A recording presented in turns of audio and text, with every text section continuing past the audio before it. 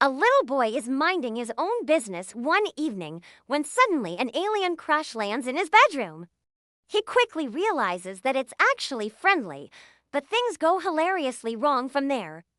There was nothing out of the ordinary happening at first. It was just a normal day for 8-year-old Billie Eilish. His dad was working late again, and his mom had to work the night shift, so he was all alone in the big family home. That didn't bother him much. He was used to it by now. And since he was such a responsible young man, he wasn't even allowed to have any toys or games. He was never bored. He would sit on the windowsill every night and look out into the darkness, staring at the moon and the stars. The only thing he liked more than that was watching meteor showers. He knew exactly where in the sky to look to see them, and they never failed to amaze him. One night, however, Billy looked out his window and saw something that he'd never seen before. There was a bright light in the sky streaking towards the horizon. Then it stopped. There was no more light, but then another streak. It happened again. And soon enough, it was right above Billy's house. He watched with fascination as it came closer and closer until it stopped right outside his bedroom window. Billy ran over to the curtains and peered through them. At first, he couldn't believe what he was seeing. It looked like a giant green egg, about the size of a basketball, was hovering in the air. He watched as it slowly descended and began tapping against the window pane. Billy stared back in disbelief. It almost seemed like it was trying to get inside. That's when Billy got scared. What if it was some kind of alien sent to destroy Earth? He started to panic. He needed to get away. But where could he go? He couldn't call his parents. They wouldn't believe him. They'd think he was crazy. He thought about hiding in the closet, but that seemed like a bad idea. What if the alien followed him? He ran to the other side of the room and jumped onto his bed. He buried his head under the covers and pulled them all the way up.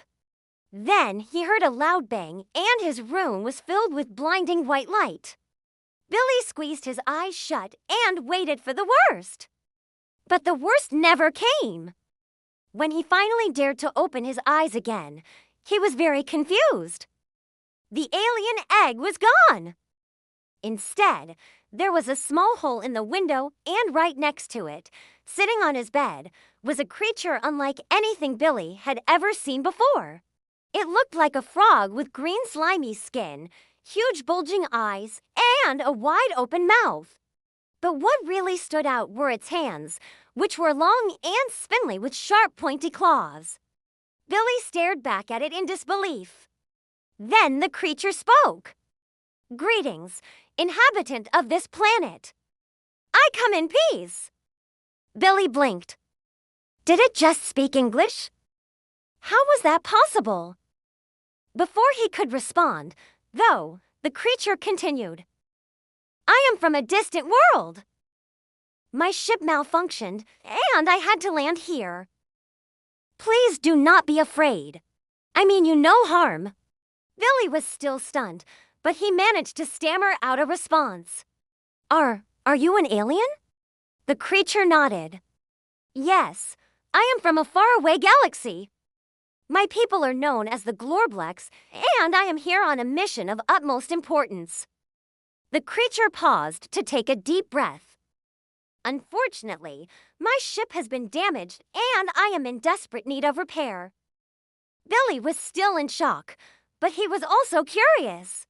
He had always wanted to meet an alien, and now one was sitting on his bed telling him all about its adventures across the galaxy. The Glorblex noticed Billy's curiosity and smiled. "Do not worry, young one. I will not hurt you.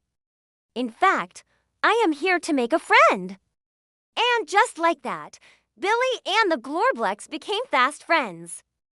Billy showed the alien around his house while the Glorblex told him all about its adventures across the galaxy. But Billy was also curious about his new friend's ship. It was huge, about the size of a school bus and made of a strange shimmering material. How did you manage to land it in my backyard? Billy asked. The Glorblex shrugged.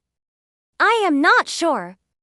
My ship is equipped with a landing beacon that guides it to the nearest body of water. I guess your backyard qualifies. Billy laughed. Yeah, I guess it does. But how are you gonna repair it? The Glorblex sighed. I need to get to a certain website to order the parts I need, but unfortunately I do not have access to the internet from here. Billy thought for a moment. Well, why don't you use my computer? The Glorblex gasped. Really? You would allow me to do that? Thank you. You are a true friend. And with that, the Glorblex hopped off the bed and waddled over to Billy's desk. But that's when things went horribly wrong. As the Glorblex approached the computer, it accidentally knocked over a glass of water that was on the desk. The water splashed onto the keyboard and the computer screen. Oh, no, I'm sorry, the Glorblex cried. I didn't mean to do that. Billy sighed. It's okay. It's okay. Let's just clean this up. But when he tried to turn the computer back on, it wouldn't work. The screen was dead. Oh, I'm so sorry, the Glorblex said, its voice trembling. I did not mean to break your computer. Please forgive me. Billy knew the Glorblex didn't mean to break his computer, but he was also really upset. He loved playing computer games, and now his computer was broken. He stormed off to his room, leaving the Glorblex alone in the desk. The Glorblex felt terrible. It had come to this planet to make a friend, but instead it had broken his computer and ruined everything. It was about to leave when suddenly it heard Billy's voice. Wait, Billy said, I'm sorry. I shouldn't have yelled at you. I'm sorry you broke my computer. It's just that I love playing computer games, and now I can't. The Glorblex smiled.